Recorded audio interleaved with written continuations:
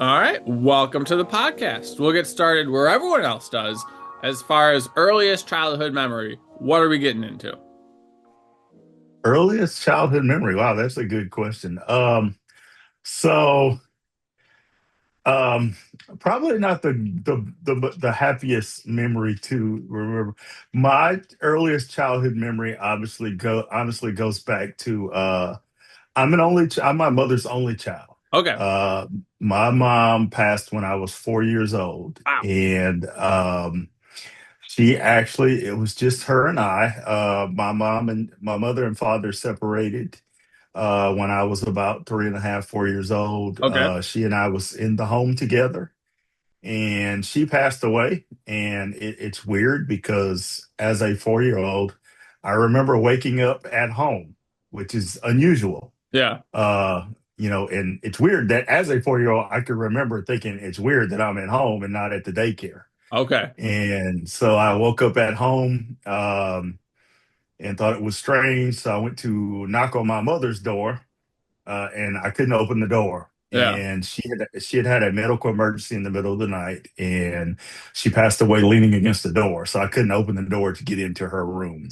So that is my earliest childhood memory. My next memory is one of her work friends actually came to check on her, and my next memory is my grandparents coming over, with medical emergency and all that kind of stuff. So I mean, yeah, it's not the probably not the best way to start the podcast. I'm sorry. I mean, excuse my language, but that's a wild fucking start. Like that's we're Yeah, we're yeah, we're 4 years in, and it's we're yeah, we're we're getting hit with it. All right, so yeah, where does it go from there? The yeah, you go to your grandparents. What's the yeah.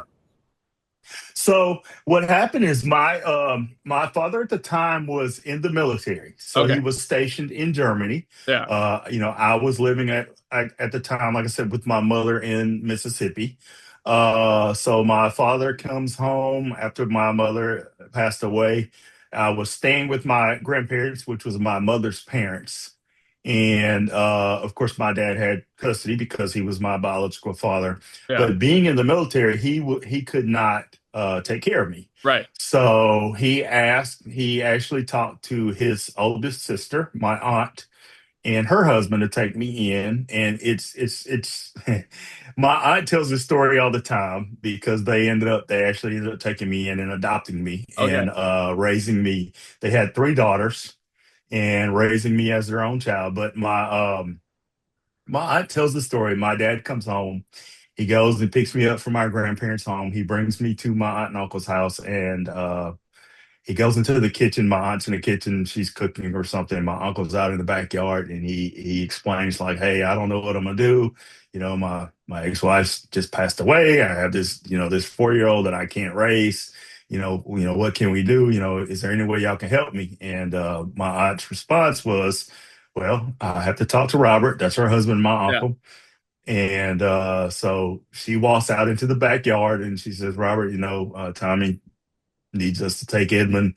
What do you think? What can we do?" And she says, my uncle kind of looked at her. He was working on something in the backyard. He says, "Well, I guess we just need to add another cup of water on the soup," and just walked off. It was like, like that was the response. So let's Yeah. just add another cup of water to the soup. And from that day on, I was a member of the family, and they raised me as their own child. My three cousins became my sisters. My aunt and uncle are now my parents, Yeah. and life has been life That since then. that's incredible. At what point we'll go like elementary school or middle school, did you ever feel like you should or shouldn't be there? Like what was the how did you feel being around the family at that time? So it was strange because like I my my aunt and uncle, and I'm going to refer to them as my parents. Yep, I absolutely. go back and forth. I go back and forth with that. A lot of Yeah. people who know me, I'll refer to them as my parents, but I'll also say aunt and uncle because just out of respect to my mother, Yeah. even though, because if my mother could be here, she would be obviously. But my aunt and uncle, they never treated me any differently. Right. I was always their son. They still treat me as their son. If Yeah. those are my parents. They never treated me any differently. But deep down, I always kind of knew that I was different. Yeah. And but it wasn't because of them. And I don't know why, but I always had this inside of me. I knew that something was different. Yeah. Um, and my aunt actually told me this story. As I got older, became an adult, and I dealt with some issues of depression, which is what one of the reasons that's kind of led me to do the work that I'm doing now. Yeah. Started dealing with depression myself, and mental health became an important thing for me, also through my work in education. Um, as I started kind of dealing with my own mental health issues, my aunt tells me the story about I was probably about 11 years old. She said, uh, one day I pulled her into a room, just the two of us, and I kind of said to her, like, so my mom's not coming back, is she? Hmm. And she was like, she said, no. She said, like, your mom's is gone. Like, she's not coming back.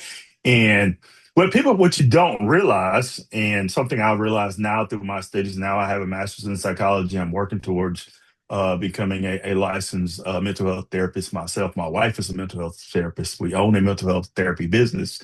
Um, is that most kids do not grasp the concept of death until you reach the age of about 11 or 12. Okay. So my mother died at the age of when I was 4. Yeah.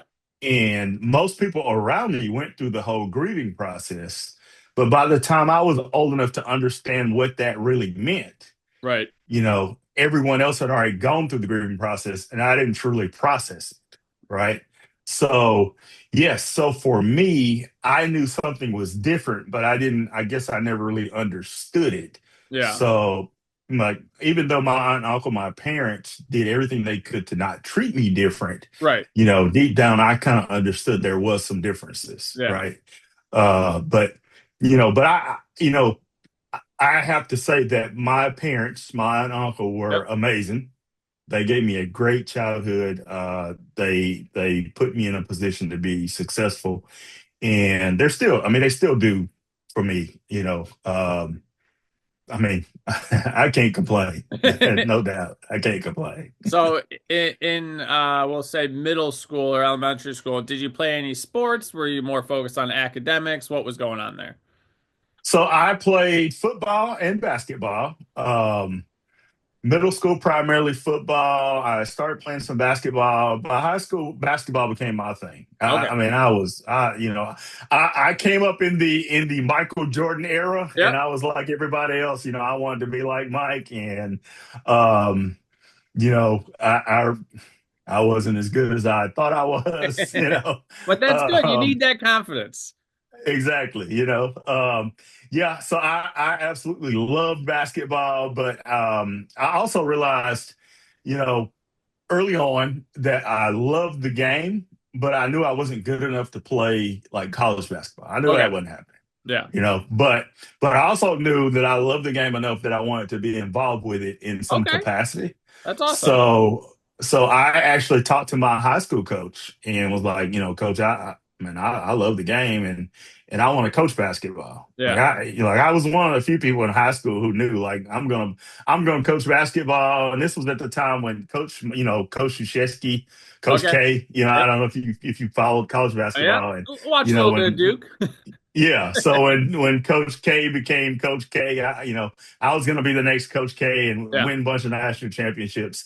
And so I talked to my high school coach and told him like I want to coach college basketball, and I know I'm not good enough to play college basketball. So he actually, when I became a senior, he actually helped me get a scholarship to go to college as a basketball manager. Wow, that's very cool. And yeah, so I got a scholarship to the University of Southern Mississippi as a basketball manager. I majored in sports administration, coaching and sports administration, and worked my way through college. Working with the men's basketball program, I learned a ton under James Green. Um, it was an amazing experience, and I learned a lot, and I have to thank my high school coach for that, Yeah. Wayne Kennedy, who was an amazing person and still very close to him today. So while working with the high school team, what were Mhm. some memories that were some either some highs or lows or learning points that you really that really stuck with you? So as a player, the one thing that stuck out was it was my last game. I Okay.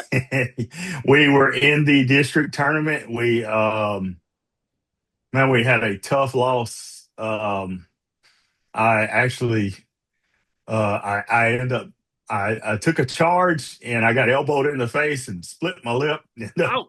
Ended up having to go get stitches and we ended up losing. And it's one of those things, I don't know if you played high school sports when you play that last game and if you really love it, man, it's hard. Yeah. It's hard to deal with when you know you played your last game. I'll never forget the next day coming into school and walking on campus. One of the teachers saw us, me and one of my teammates, as we walked into the building, and she came over and she was like, "Oh," and she gave me a hug, and I'm like, "Oh my god, if she lets me go, I'm gonna cry in front of everybody on this Yeah. campus," because I was, it was so disappointing because your career is over. Like this is Yeah. it. I'm not gonna play anymore. Um, but I will say, just there's so much about team sports, and I know sports is not for everyone. But as a player and a coach, I think it is so much about being an athlete and about sports. There's so much good about how much it can teach you about life Right. and the hard work and the dedication it takes to be successful in sports is the same thing that can make you successful in life. The teamwork and effort it takes to be successful in sports are the same things that it requires in life.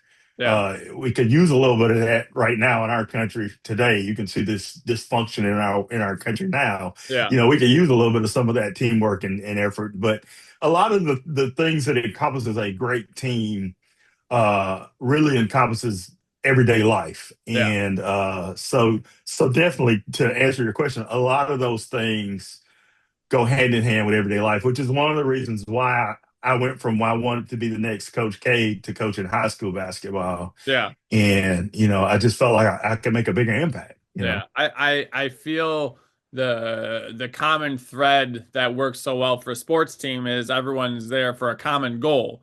Exactly. They're looking to win. Usually there's some guys that are like, oh, my parents are making me be here, or they're just an athlete and they're there, but it comes together as a team. Mhm. How did your coach either combat or how was he able to like continue the growth through the team? Was it just consistent drills, keeping everybody in line, or how did he foster such a good program? So I think part of it was we were in a unique situation because our high school coach actually um, started out as our junior high coach. He actually, Okay. when we were in junior high, he was the junior high coach.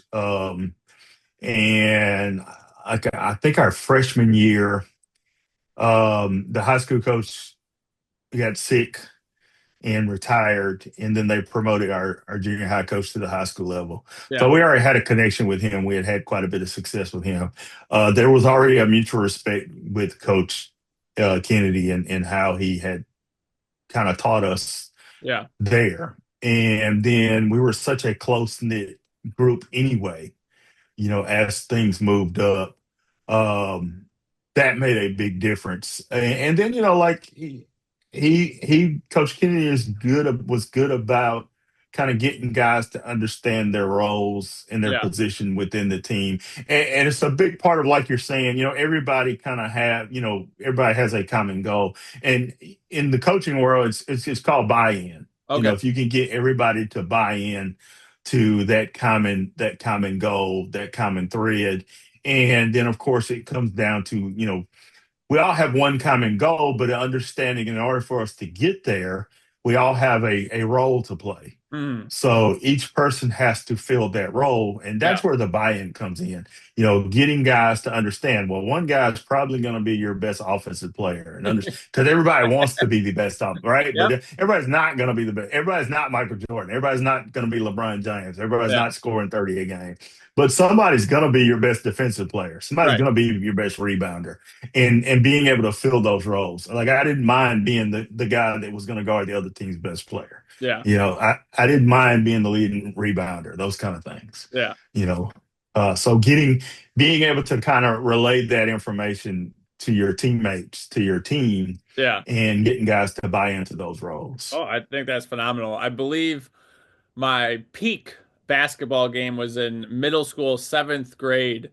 And we played when the other team played zone. That was my favorite because we would run just on the perimeter. It was called Georgetown, Hmm. and There I you would go. there'd be a pick down low. I'd come up to the 3 point line and just chuck it. There Um, you go. and I made four threes in a row, and the A team was there sitting behind the bench, and then the coach took me out just for a round of applause, and I was just I was over the moon. Do you have any highlights that you remember, like your best game, or what was your favorite memory there? Oh, my probably my best memory, best game. Man, that's a good question. Let's see, my best memory,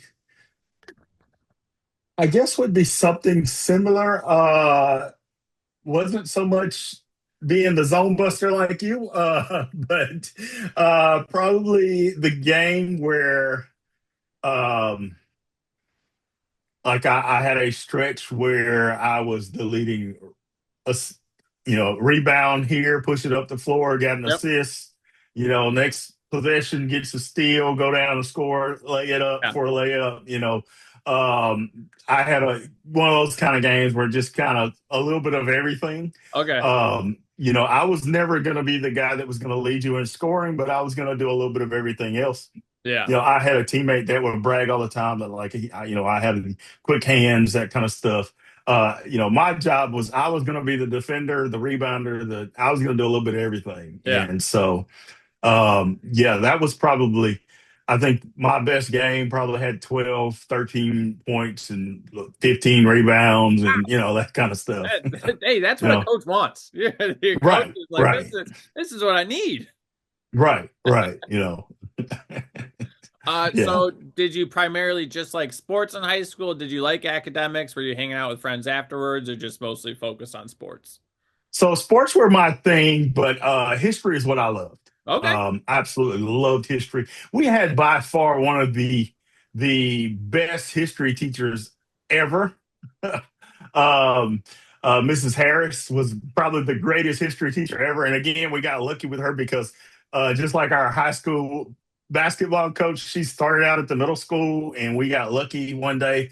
Our our eighth grade year, she was at the middle school, and then all Yeah. of a sudden, as freshmen, we looked up and boom, she was at the high school. So that was like the greatest thing ever. You got a She good was one of those. promotion program going on here. They're Yeah, yeah, growing it with was you. amazing.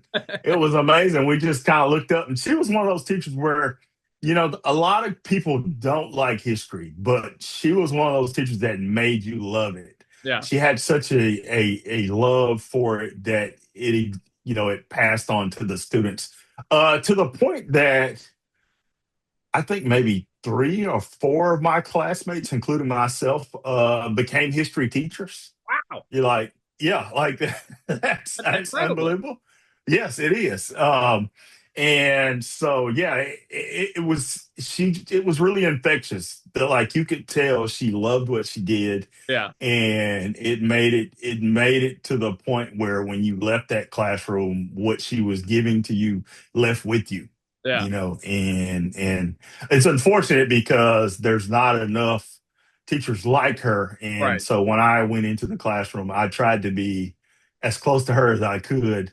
And it feels good because I have a lot of my former students who kind of, when they talk Yeah. about what I've done as a teacher, I start looking back. It's nice to hear that I it sounds like I've made similar impacts, Yeah. and so that feels great because I know that she definitely made a huge impact on me and my classmates. So how do we get all teachers to be like that? Do we need it to be like a Wall Street job where you're getting six figures right out of school, so the best of the best are doing it? Because I've heard arguments that it's like, oh, we want people to really want the job.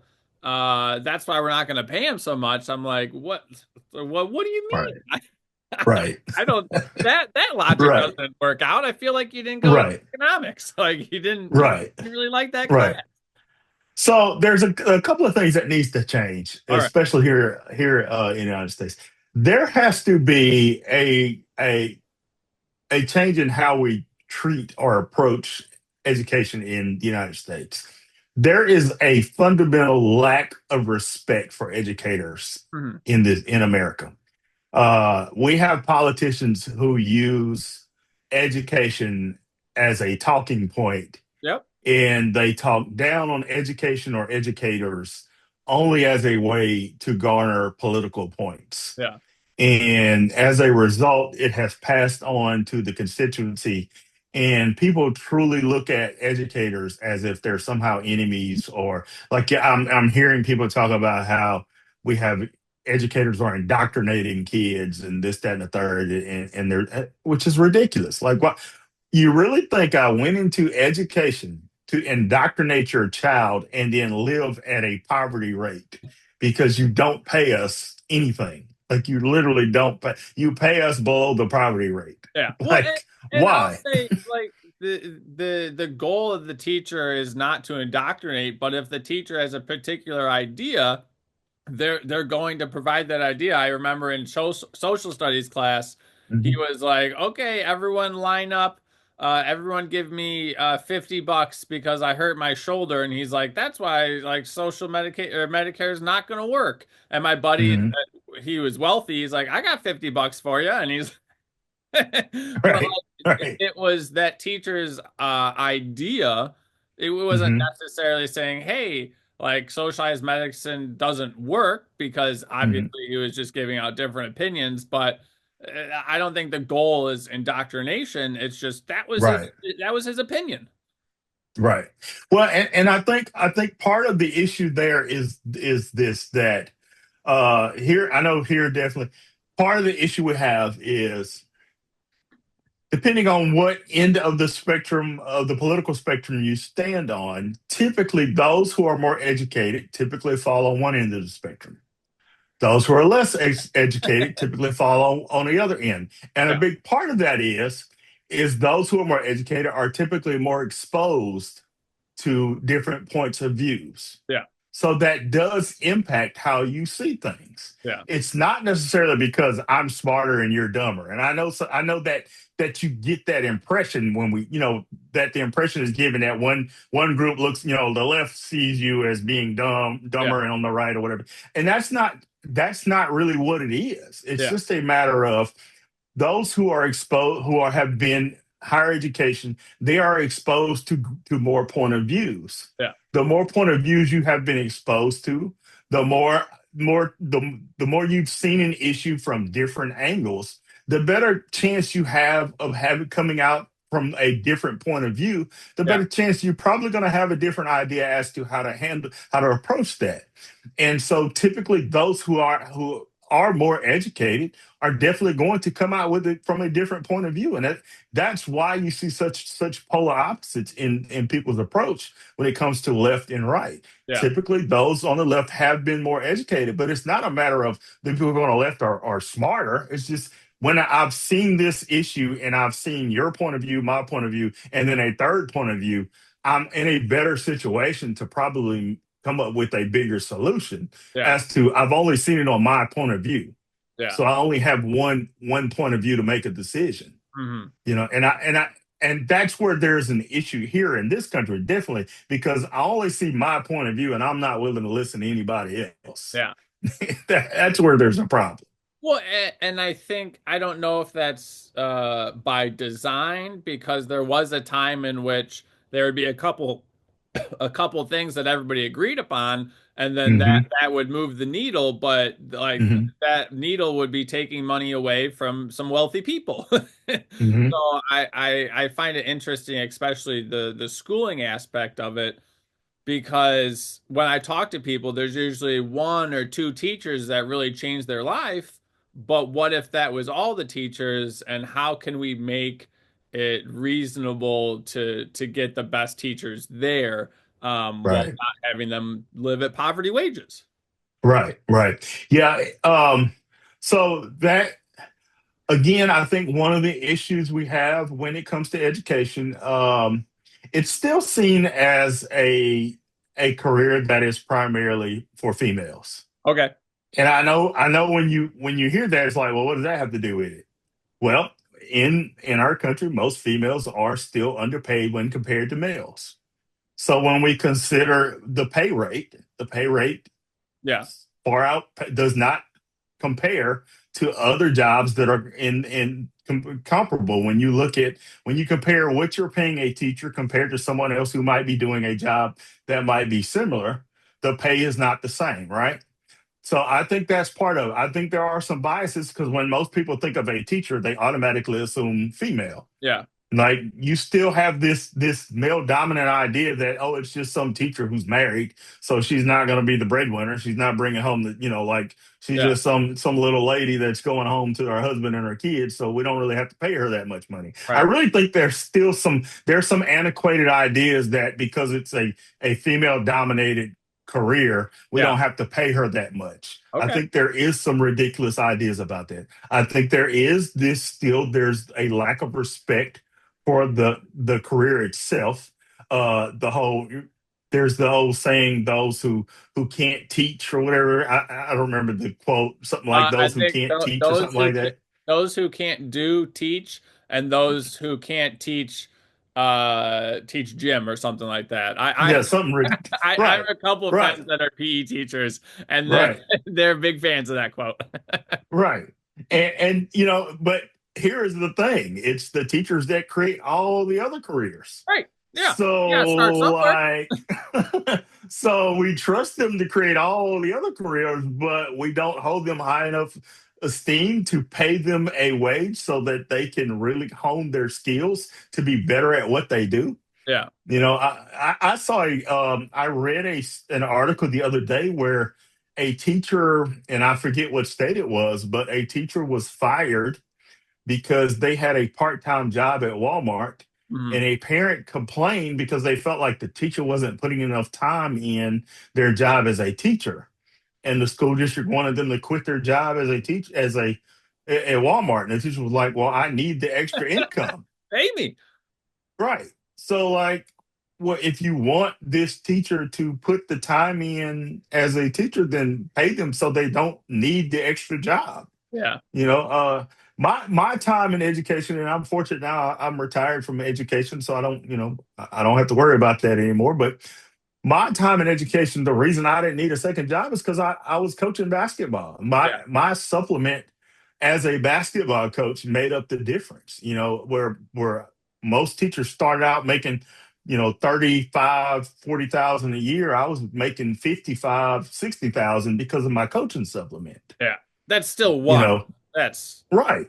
yeah. Right. I mean, you know, I was making the bare minimum because I was coaching. Yeah. And, that's still putting in 12, 13, 14 hours a day. And that's with the extra hours because of the coaching part. That Yeah. didn't count the extra time I had to go back so that I could prepare for my classes. Yeah. But just imagine a teacher who's teaching and then going to Walmart or a restaurant or somewhere so Yeah. they can make the ends meet. Now, I've had I'd say a fair amount of teachers on here, and one thing I touched on last person I had on was it seems like the money is there, but a lot of it's going to administration that either doesn't need to be full time or they have too many administration in place in just affluent areas. Do you feel like that was Mhm. something that you dealt with, or was it pretty lean? So I think there is a little bit of a misconception there, and I say this because I am fortunate that in a lot of the school districts in which I work, I got a little inside peek of what the administration was like. Okay. Uh, and so even a lot of teachers don't realize the work and the expectations that our administrators are under. Right? Many states are being are are forcing administrators to do way more work than most teachers realize, Okay. which is why there is a large number of administrators, right? So, say here in the state of Mississippi, um, so the last school that I worked at, we have, say, roughly maybe 150 teachers, right? Okay.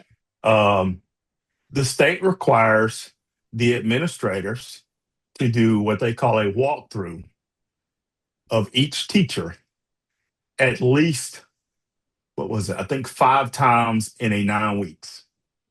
That's 150 teachers, right? That, So you had to do at least 5 walkthroughs on 150 teachers. that's a A lot. walkthrough, right? A walkthrough consists of about being in that classroom at least 5 to 10 minutes, right? 150 teachers, you got to walk through and be in the classroom at least 5 to 10 minutes, Yeah. 5 times in a 9 week stretch. On top of being in charge of discipline, on top of checking, lesson plans, on top of transportation, Yeah. budgets, and just imagine. So now at this high school where we have a principal and two assistant principals, right, and 150 teachers, and I think we had maybe 1,300 students, right?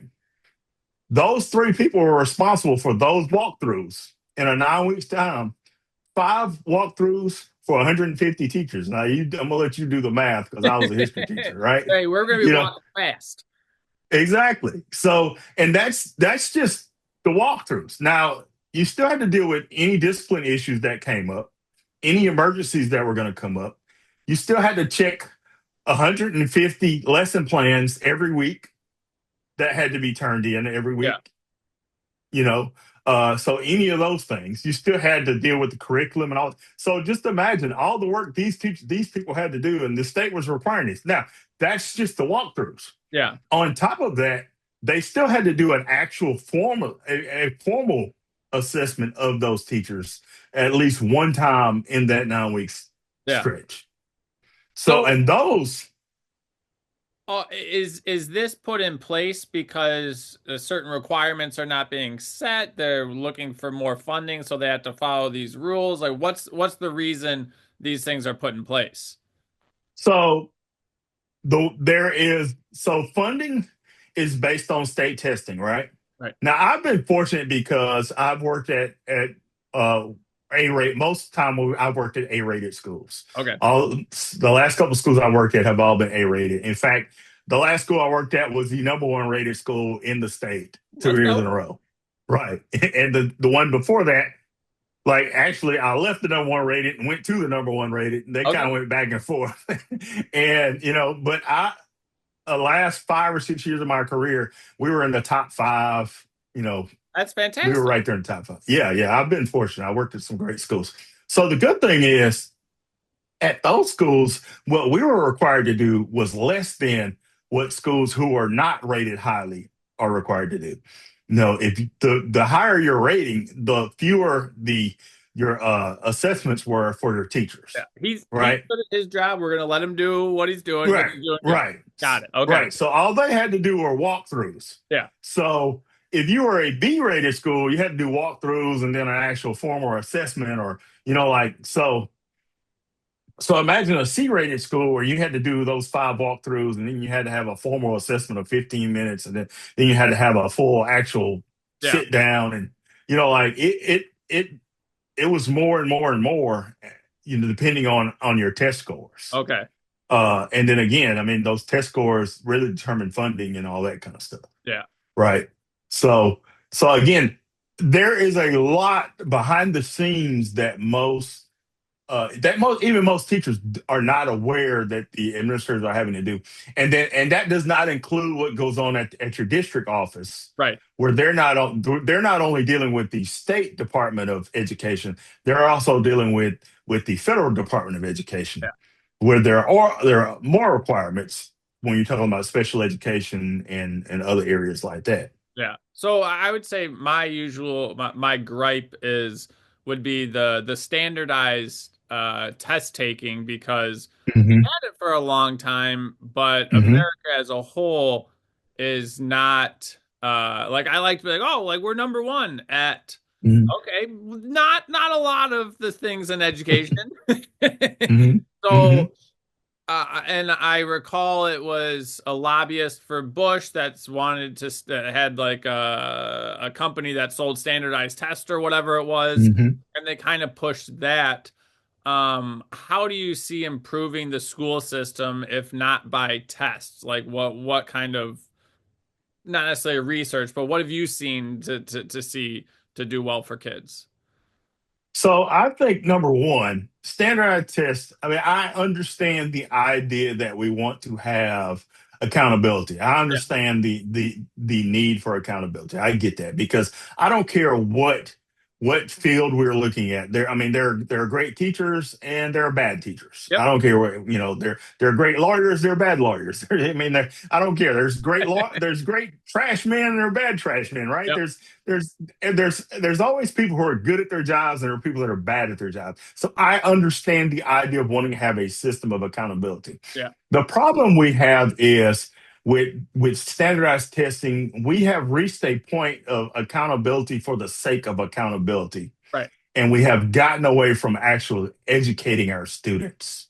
Hmm. Right? We are no longer doing what's best for education for the sake of education. We are now doing things just so we can say we're doing them. Hmm.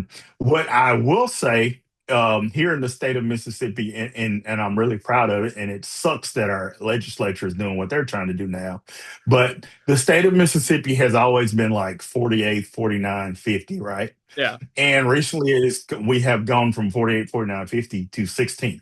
I Like it's recently saw that on Instagram. I'm like, yeah, you're giving me good news? What? I'm yeah, it's a huge jump, right? yeah. It's a huge jump. Yeah. Uh, so what happened is we've made a concerted effort to use those numbers from standardized testing, right? Yeah. To really dig into those numbers instead of using them to weaponize them to Right. tell teachers, oh, you're not doing this and you're not doing that. We're actually digging into the numbers and finding out, okay, where are we weak?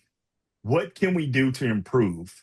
Yeah. And actually helping teachers to improve and starting to to try to improve our curriculum so that it is better tailored to help students Okay. as opposed to saying, okay, so this teacher's only had 50% pass rate, so let's just fire the teacher. We're Hmm. saying, okay, the teacher had a 50% pass rate because these students are lacking in these areas. So Yeah. let's get with this teacher and when let's improve when we go into the classroom, let's improve teaching the X, Y, and Z. Yeah. Okay. So let's start let's help with this area as opposed to using it as a reason to get rid of the teacher. So Gotcha. Mississippi has made a concerted effort to use these numbers as a tool to help students Yeah. and help teachers better do their job as opposed to using it as a gotcha to get rid of Yeah. teachers. So And, you got buy-in from the teacher because you're looking to go help them. So like what would that be? Because I know I'm gonna try to explain this to someone, but I'm gonna need more words. So you go and look at the right. numbers. Someone's not doing well in mathematics. You go to the teacher Mhm, and you're like, hey, here's some different tools to use, or what specifically mhm. is happening. Okay, so I'll start with this. Sorry. So the way the state testing works, so in elementary school, they'll give you a test in math, right? Yep. All right. So it's whatever the basic math is, right? So they'll test those kids. What they're looking at is if the kid is failing, proficient, advanced, Yep. right? So they judge what those numbers are. Then in junior high, they'll take those same kids, they'll test them again, see where the numbers are. Are they basic, proficient, advanced? So the schools, that district is going to see, are they showing growth? How many kids, say you had 20% that were passing in elementary school. When they get into junior high, are you still at 20% that are just proficient? Or are those 20% going from proficient to advanced? Okay. So now you got 30% that are advanced. So that's what they call growth. They want to see growth. They don't want you to have the same numbers every year, right?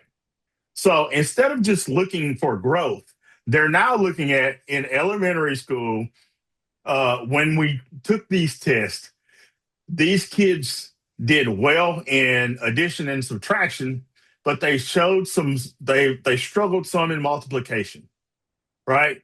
Primarily in this area when it comes to multiplication. Yeah. So now when they go into junior high, when you get them in math, we already know they can add and subtract, right? We know they handle multiplication pretty well, but these particular numbers is where they struggle the most. So Okay. now when you get to your multiplications, instead of just doing a unit of multiplication, let's hit them really hard on this part of the multiplication where Oh, they struggled the most. that's fantastic. Right. Let's double up on this area where they struggled the most Yeah. so that now we can see some. And so you did not see that in the past. Yeah. Okay. What you would just see was the teacher would get the scores that, okay, you had 5% failed, Yeah. 20% proficient, so many were advanced, and then the school would see how many were advanced, whatever. And then the next year they would see how many in junior high did they show growth. Yeah. Well, now instead of always seeing growth, we're seeing, okay, here are the numbers. Here are some areas where you need to put a little extra work in Yeah. so you can show that growth. That's So there's a, phenomenal. I right, was down on public schooling for a bit here, but this is some stuff on the up and up. right. We're definitely hammering the school stuff pretty hard. Um, as far we'll transition a little bit to the college work. So you're getting into college as far as the scholarship goes. What was the road to that, and how was it living Mhm. on your own there? So the good thing is, University of Southern Mississippi was not that far from home because I was Okay. about 45 minutes. I'm from the Mississippi Gulf Coast. Hattiesburg's about 45 minutes to an hour away, so it's not that far. Um, my grandparents, they come to they came to Hattiesburg all the time, the games and things like that. Being a part of the basketball program was amazing, just because we got to travel all the time. Yeah. Um, that was one of the best experiences because we went to Puerto Rico, we went to Hawaii, Wow. we went all over the place. Um, one story I used to tell all the time was we were playing Marquette in Marquette, and so which is in Milwaukee, right? Mhm. And it's like, oh man, it was unbelievably cold. you know, we get there, and whenever you play a college game, you usually get there like the day before, right? You Okay. fly in the day before, and usually what happens is we get there the day before, we get on campus, we have a quick practice, then we go to the hotel, we eat, have study hall, that kind of stuff. So we got there early. Coach is like, well, instead of going straight to the hotel, we'll let y'all go to the mall, let y'all walk around, kind of hang out, whatever. So of course, like it's like 30 degrees outside, and we're from Hattiesburg, Mississippi. We're not used to it being cold. We're walking around the mall, and we've got our Southern Miss stuff on, like, and I'm talking, we all had like layers of clothing on. Like I had like three sweatshirts on, and Yeah. because it's freezing to us. And this lady walks up, she's like, "Oh, Southern Miss, where's that?" We're explaining like where we're from, and she's like, "Well, it's good, you got to come while it's warm, and it's 30 degrees outside, right?" And we're like, and I was like, "Lady, it's 30 degrees outside. It's not warm to us. Like if it's 30 degrees in Hattiesburg, we don't go to school. Like this is not warm. Like, what are you talking about? This is not warm. Yeah. Like this is freezing." But to them that was warm, 30, Yeah. because it wasn't below zero, but to us it was. Yeah. Hey, it's But still grilling temperature for us just outside Chicago. right. No, for us it was like Yeah.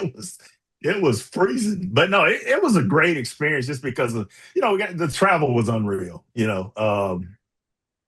Like I said, we got to go to Puerto Rico for a tournament, Hawaii, and just because I love basketball and I want to learn, I want to be Yeah. better, to hone my craft as a basketball coach.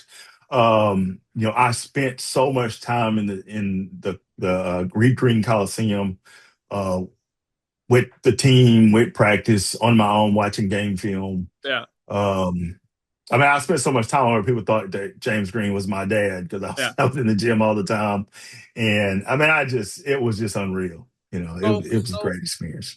when you're watching film, are you Mhm. looking for proficiencies? Are you looking for habits, and then you kind of point those out, or Like, are you just getting more of a feel for it? Like, what does watching film do for you? So it depends on which film you're watching. So if I am watching the other team's film, so if I'm preparing for an upcoming opponent and I'm watching the other team's film, what I'm looking for there is I'm looking for tendencies, Okay.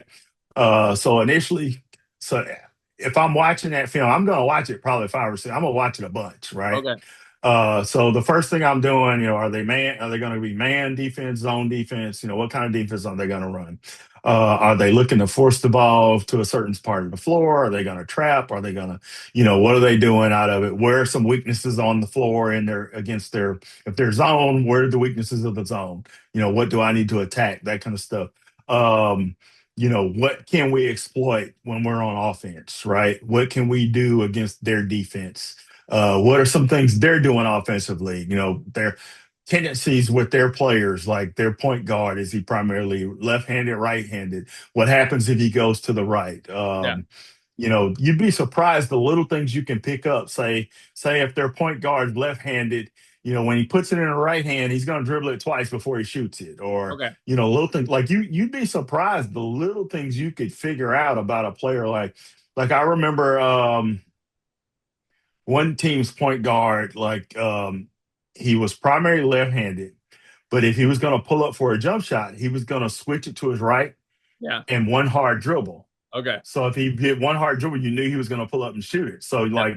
whenever he would go right, immediately we'd go ahead and try and go for the ball because you knew he was pulling up to shoot it. You Okay. knew he wasn't going to bring it back to his left hand. Yeah. Like you automatically knew that was going to happen, Uh, right? So little things like that you would already know. If the ball is going to this player and on this play, you already know they were getting ready to run this particular set. Like you yeah. got to the point where you could call the set before they did, Yeah. because you're looking for tendencies to see what this other team wants to do in certain situations. Yeah. Was there ever a time where you're playing a team where you're like, we've watched the film, we're just gonna try hard, or and you just Yeah. like they were that good of a team, they were whatever it was just going to be too overwhelming. Did that ever happen to you? Well, so back then, Southern Miss was in Conference USA, and Okay. that was when Conference USA was a basketball conference. Okay. That's when it was. If you remember back then, it was Cincinnati, it was UAB, it was and that was when trying to remember what his name was. Dang, I cannot think of his name now. They had the guy. He led the nation in scoring at Cincinnati. That was when Bob Huggins was at Cincinnati, Okay. and they were like really, really, really good. Yeah. UAB was really, really good then. Um, you had Charlotte, UNC Charlotte was really good back then. They were like conference USA was a really good basketball conference. So you had Central Florida, um, who else? DePaul. Okay. Yeah, it was some really good basketball programs. Louisville at Yep. that time, but when they were really good. So like it was like there were some teams, there were some really good teams, and in fact, like I said, I remember when we played Cincinnati at Cincinnati, and they had the nation's leading scorer, and you know, Coach Green, he was a defensive coach. That was his thing, Yeah. and dang it, I cannot think of his name now.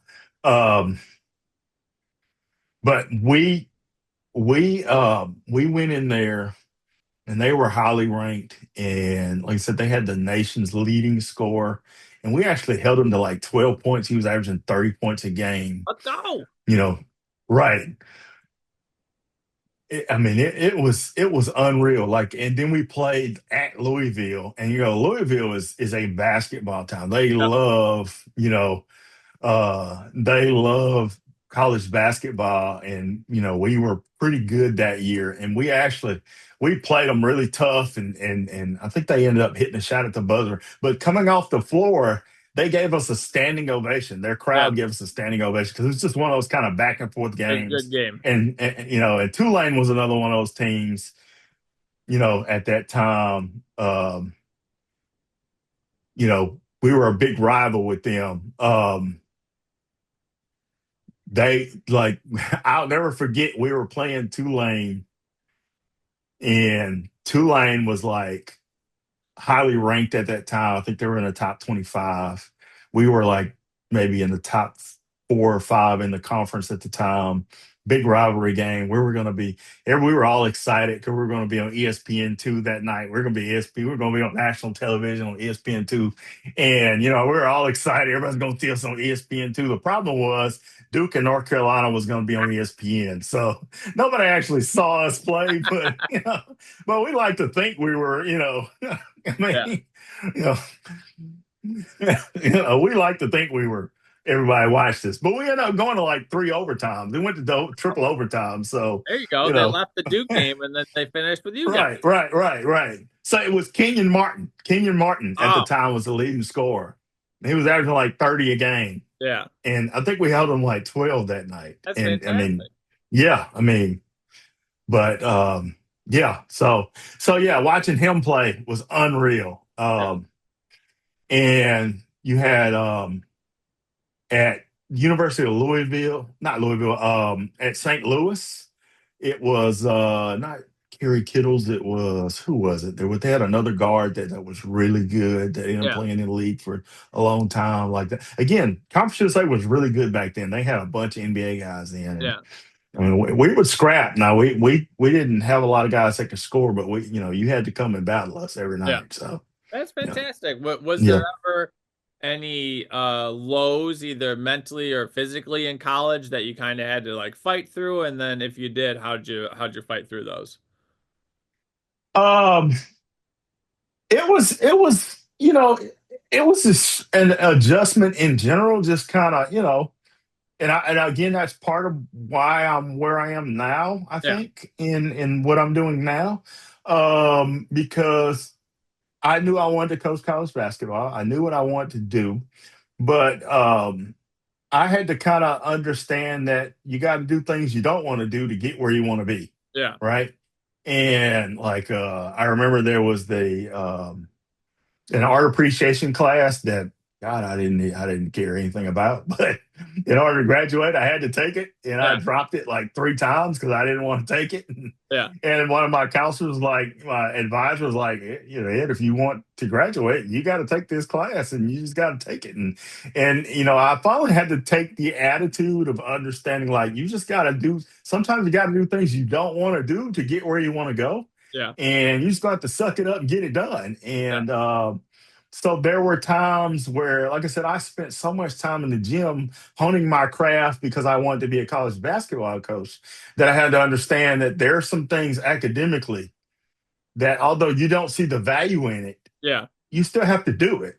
And it's something I've carried with me in my life, even now that as a teacher, as a coach, Yeah. and even now working, in mental health and working as a life coach, I've kind of passed it on to clients as well. Yeah. Like some things you just got to do to survive, right? So how did you determine how much motivation you had, and then how'd you bridge the gap to the motivation that you needed to have to get it done? So I think the biggest thing was like what I truly loved and what I really wanted to do was I was gonna be Coach K, right? I was Okay. gonna win that national championship. I was gonna, and I got to do it every day. I got to go in the gym every day and work with the basketball team, and I got to learn from some great coaches, and they mentored me and they taught me a ton. And even to the point I got when we had breaks and stuff, I could go back home, and my high school coach would allow me to come in the gym and work with my Yeah. former teammates and my former high school team, and that's where I got to see how much I was really learning, because I'm seeing things like, oh wow, like I'm really seeing how much I'm learning and Yeah. and putting it to work. And so when I hit those moments where I'm like, okay, I know I have to get this done if I want to do what I want to do, you Gotcha. know, it kind of carried me forward. It's like, I'm wasting my time in the gym learning these things if I don't take care of business Yeah. elsewhere. Well, You know, that's the tough thing, because if you're on social media or you're reading a book, they're always like, "Oh, know your why," and that's going to get you to your thing. But generally, people have their why, but it's Hmm. not their why because it didn't work. So you Right. really, Exactly. Exactly. you gotta figure out how to get to your why, and you really Hmm. and if that why didn't work for whatever reason, like you gotta figure it out. And I think that's a tough thing. But you had your why, but you had to take the steps to figure out like, well, Right. this is gonna take me a little more action to get there. Right. Right. Um, so you graduate, what's the next move from there? So I graduated, and I was fortunate because when I graduated from high school, I mean, excuse me, when I graduated from college, once again, my high school coach kind of helped me out. um, I went back home, and my high school coach had a spot for me. I went back home. I worked with him, kind of volunteered, and he helped me get a job working as a permanent sub at the school and Okay. volunteering as an assistant, and just throughout the to finish the year out. And then the former athletic director who had been at my old high school was now an athletic director at one of the larger school districts on the Gulf Coast in Harrison County. And so my high school coach called him like, "Hey, Ed's looking for a job," and he got me working as a working coaching junior high basketball, Okay. as a junior high coaching football and basketball at in Harrison County, at North Gulfport Junior High.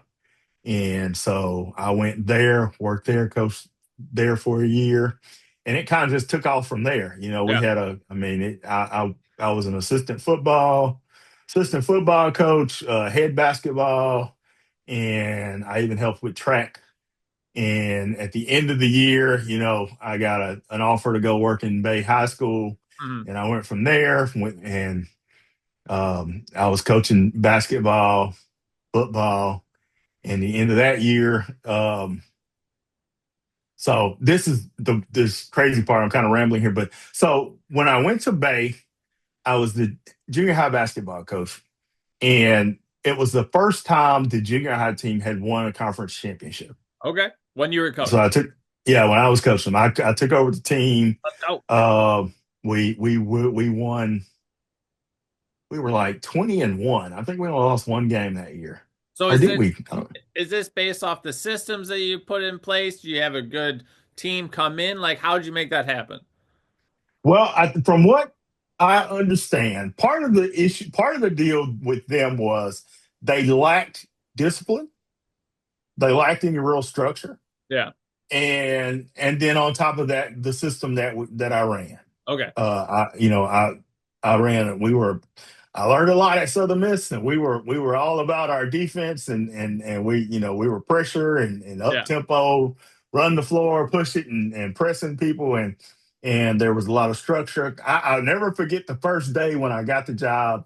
One of the teachers on campus was like, I was telling all your new basketball players, like, yeah, she's like, well, you got some good players, but they stay in trouble, and you're gonna have a lot of problems with them. I was like, well, no, I'm not gonna have any problems with them. They're gonna either do what they're supposed to do, or they won't play. Yeah. And she looked at him and was like, huh? I'm like, yeah, I mean, either they do what I tell them, or they're not gonna play. So I'm not gonna have any problems. It's like, it's real simple. They either do what I tell them, or they're not playing. Yeah. So it is what it is. So yeah, we yeah, I think we were like 20-1 that year, and Okay. we won the conference championship. And our biggest rival was St. Stanislaus, which is the private school there in Bay St. Louis. And they're one of the few private schools in the state that compete in the public school league, right? Um, and they're big rivals. The head coach there, he and I are good friends to this day. He's actually the head coach at Southern Miss now. Wow. Uh, yeah. So um, at the end of the year, he comes to me. He says, "Ed," he says, like, I'm really impressed with what you're doing. He said, "But you can't stay at Bay." He said, "If you stay at Bay, I'll, like, I don't know what I'm gonna do it Stanislaus because Yeah.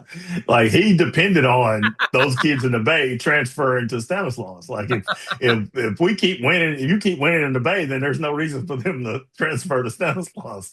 He's like, so I got a job for you at Stanislaus. So he Yeah. offered me a job to go work for him at St. Stanislaus, which which I did.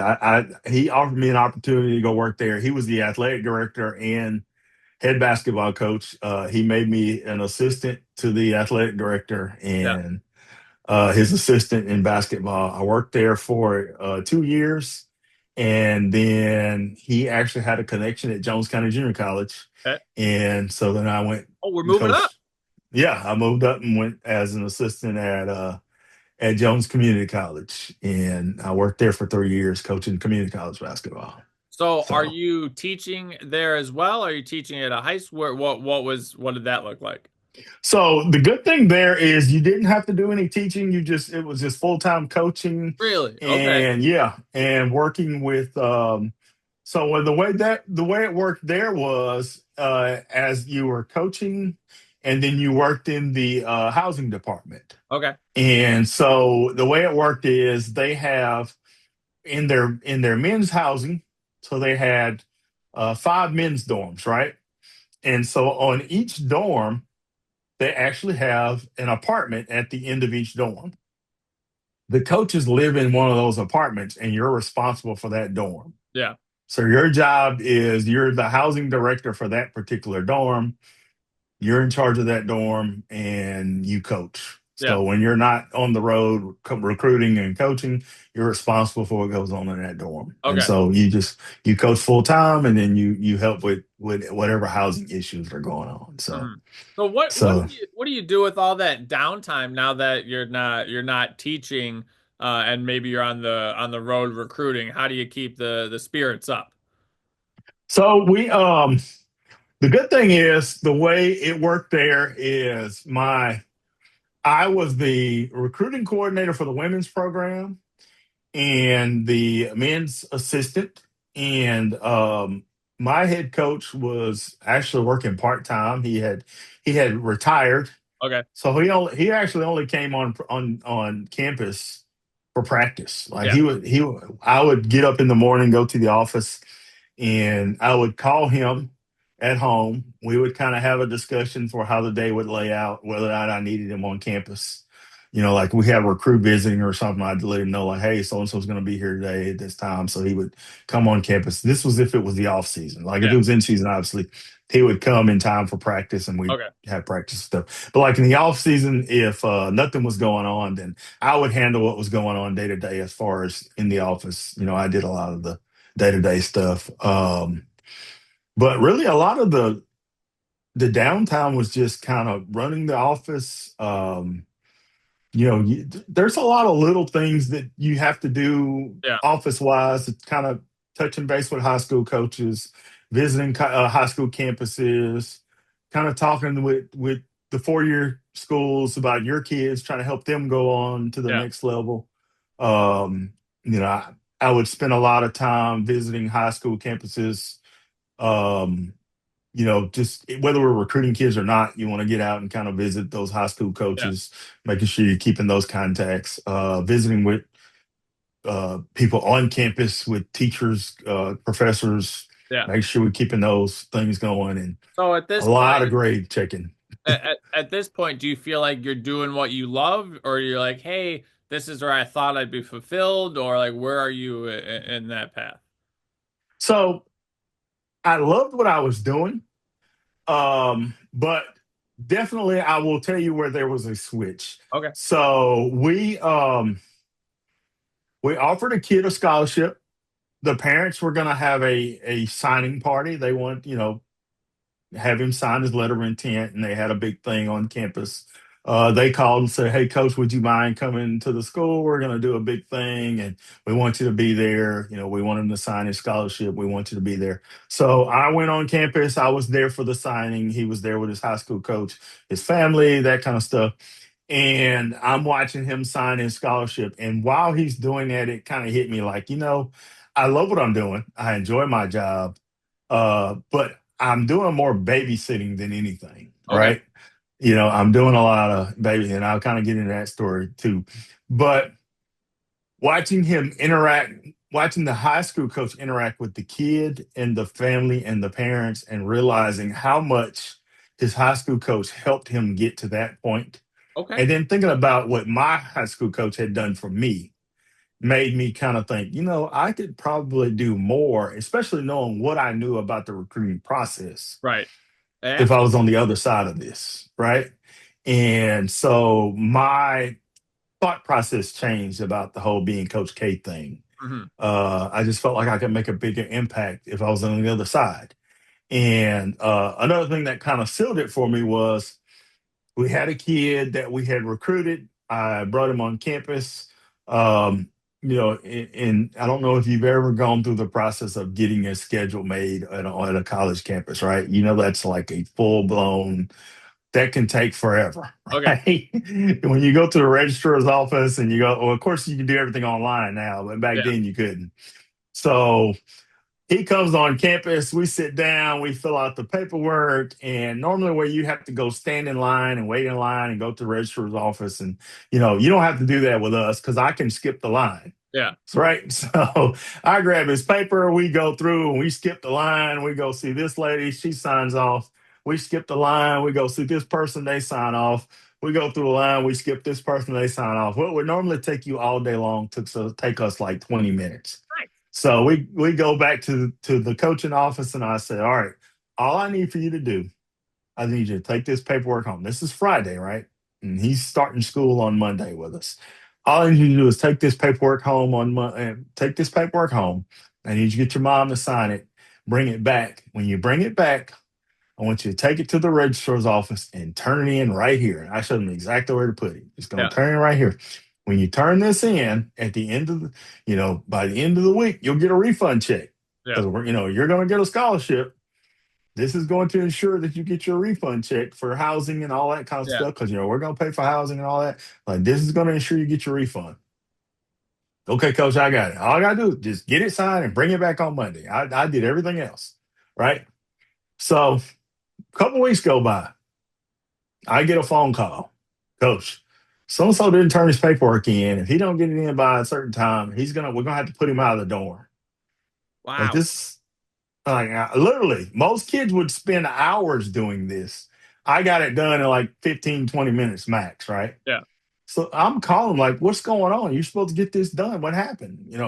Oh, coach, I forgot. And it just annoyed me to no end. I'm thinking like, literally, I did for you what most people on this campus wish anyone could do for them. And all you had Yeah. to do was get it signed, and you refused to do that. And it kind of sealed it for me. Like, I'm tired of holding hands Yeah. when I could really be helping people who really needs this help. Right. So that's when it kind of switched for me, Okay. what I could be doing for more people. Perfect. So then do you go back to high school and then you're just a coach, or are you teaching there? What's the steps? Yeah. So once again, I reach out to my old athletic director from high school, and he gets me a job working. I go back to Harrison County. I get a job working as an assistant coach at Harrison Central High School. I'm teaching at that time. What was I teaching? Business ed classes. Okay.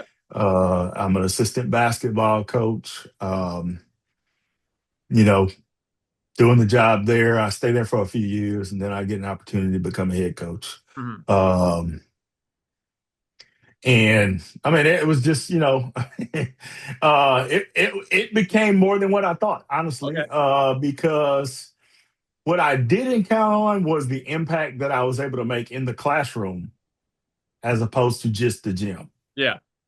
I thought my job was going to be what I could do for helping players and them getting scholarships to play basketball. Hmm. And what it became more than that because of the relationships that I was able to establish, not only with my players, Yeah. but just kids on campus in general. Hmm. And it has really helped me to understand the importance of relationships in education beyond just coaches and players. teachers and faculty and staff, but as a whole, like Yeah. relationships on a high school campus, on school campuses are so vital to education. It's unreal. And how do you portray that? Because I feel if you have a bunch of kids and you're just one teacher, it's got to be really tough to interact each time individually with them. So you have to have not necessarily a personality, but you have to be someone that excites people Mhm, by just being around mhm, them. So how did you mhm. So I think the biggest thing, um, or at least for me anyway, I don't know if I can speak for everyone, but I just think just being genuine, being you, yeah, and portraying to the kids that it's okay for them to be them, yeah, and then one of the things that one of my former assistant coaches, who's now an administrator at a public charter school in Tennessee, he's used this analogy, and I've stolen it from him, so I'm going to use it myself. I think it's important that all educators understand that when you see a child and they walk into the school building, they carry two bags. One bag you can see and one you don't see, right?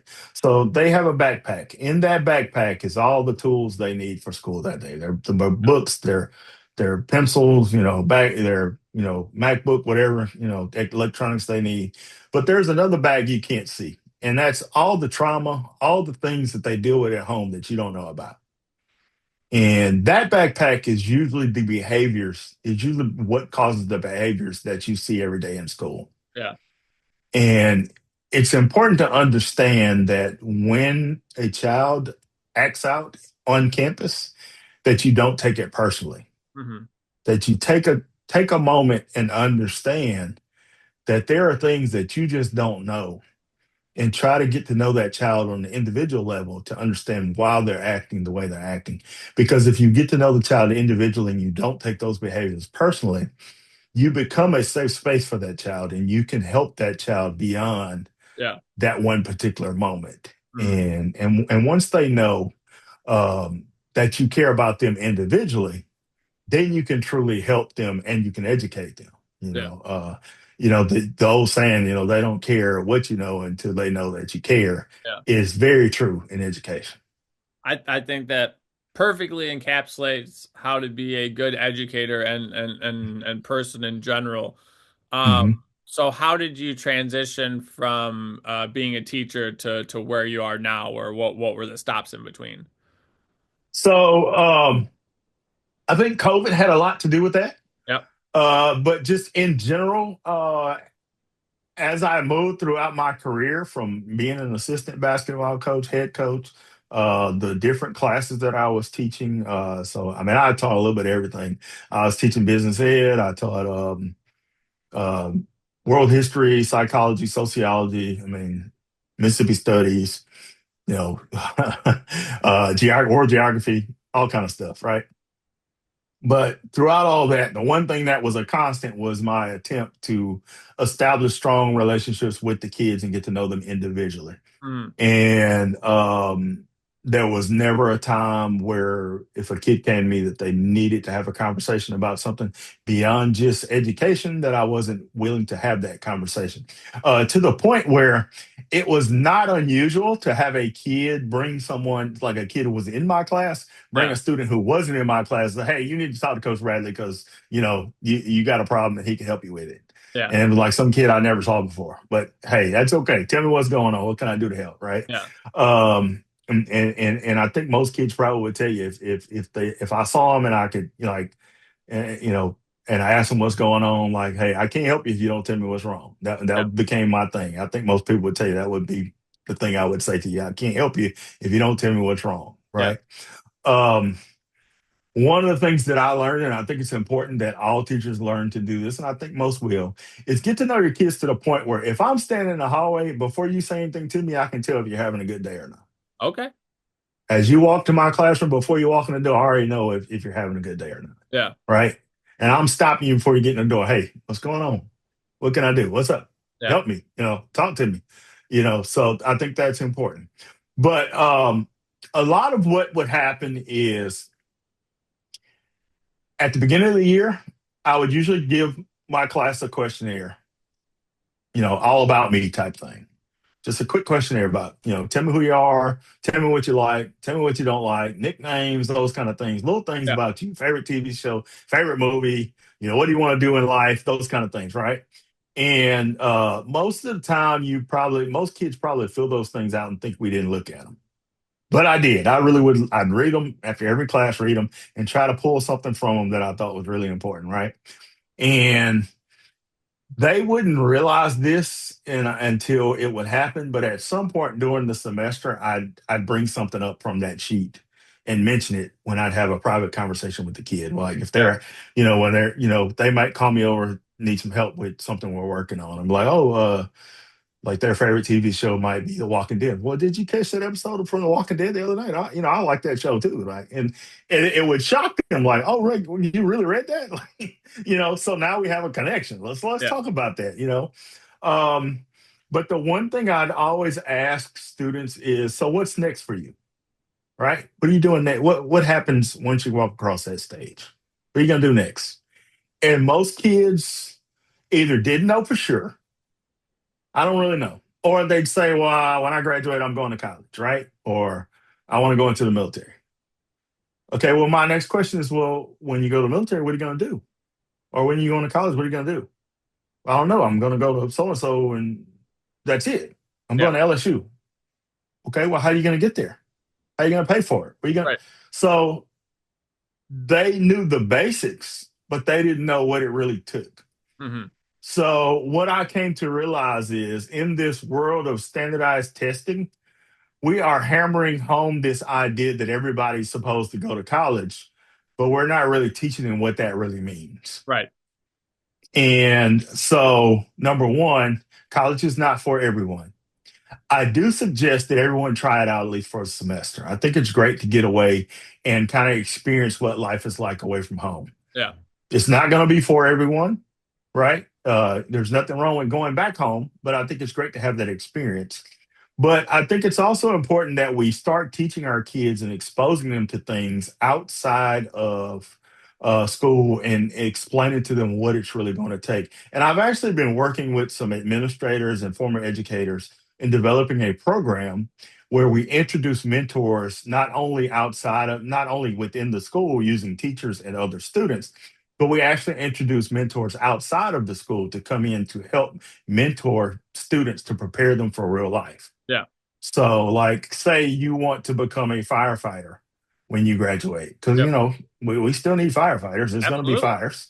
You don't necessarily have to go to college to be a firefighter, right? So, when you become a senior, instead of us trying to push you to go to college, even though I don't think it would hurt for you to do a semester in college, Right. your senior year, when you get to leave school early, instead of you going home, how about you go down to the local fire department and you spend time with the chief and he starts explaining to you, this is what we do on a daily basis at the fire department. 100%. If you really want to be a fireman, these are the things you'd have to do every day if you're a fireman. Yeah. This is the training you'd have to have every day in order to be a fireman. And so now when you walk across the stage, you know exactly what you're required to do to become a fireman, and you have the one guy in the city who can actually make a phone call to help you become a fireman, Yeah. right? I mean, so what to answer your question, what led me to doing what I'm doing now as a transitional life coach is the fact that my kids that I was seeing every day were not prepared for real life. Okay. Education has gone from preparing kids for real life to preparing kids to take tests. Yeah. And so I'm just trying to step in and fill the gap. That's phenomenal. So you primarily work with kids then or high school aged kids? Yes, that is my goal. Okay. Now I do still work with adults Yeah. who are looking to make career changes, Okay. who are having issues relationship wise. Like I work with anybody who need Yeah. help. But to answer the question as far as why I'm doing what I'm doing, that's where it started. Yeah. Because really I got into this business to help people, Hmm. and my expertise was in education, Yeah. and so that's kind of where it started. But the more I'm doing this, the more I'm working with people, the more I'm really realizing a need exists and how I can fill that need. Yeah. Because I do have some clients that I have a client now who's she owns a ton of real estate properties, and she's kind of in this middle ground of I'm tired of dealing with real estate, but Yeah. I don't know if I want to sell it. I don't know if I want to keep it going. So we're constantly kind of working the plan as to, Yeah. what are we doing in the middle? Are we finding, somebody to work these for you? Are you going to keep doing it yourself? I'm my job is to help you develop a plan that is best for you, Yeah. you know, but my job is not to tell you what to do. My job is to help you figure it out, Right. you Well, know. I think it's important, especially from the kids aspect, like you know how to lay it out.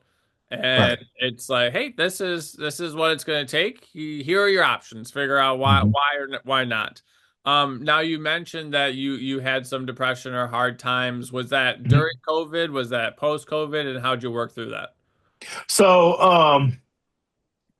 my earliest mental health issues started prior to COVID Okay. because so my mother's mother, um, she and I shared a birthday. Okay. And she and I were really close because again, like I said, I lost my mother at a young age. And my grandparents, my mother's parents, they only had two kids. So of course, for the most of my childhood, I was their only grandchild. Yeah. So when my mother passed away, they doted on me quite a bit. I was spoiled, no doubt. I was Yeah. spoiled, and I was very close to my grandmother. And when I got my first head coaching basketball, my first job as a head coach, she passed away of cancer. Fuck. And so it was a huge change for me because I finally got the job I wanted as a head coach, and then I lost someone who I was very close to. And it brought up a lot of unresolved issues with my mom because, as I mentioned, I never really went through the grieving process of losing my mom Yeah. because, you know, as I said, at the age of 4, I didn't understand what death was. I didn't really by the time I understood what the concept of death was, everyone around me had gone through the grieving process. Yeah. So losing my grandmother kind of reopened a wound that had never really truly healed. Yeah. And so losing my grandmother really opened that wound that had not healed. And it happened at the busiest time of my life because I had just started as a head coach. I moved. I was, I live in I was moving. I had moved back to Hattiesburg because my head coaching job was in Hattiesburg at Oak Grove High School. I was living there by myself.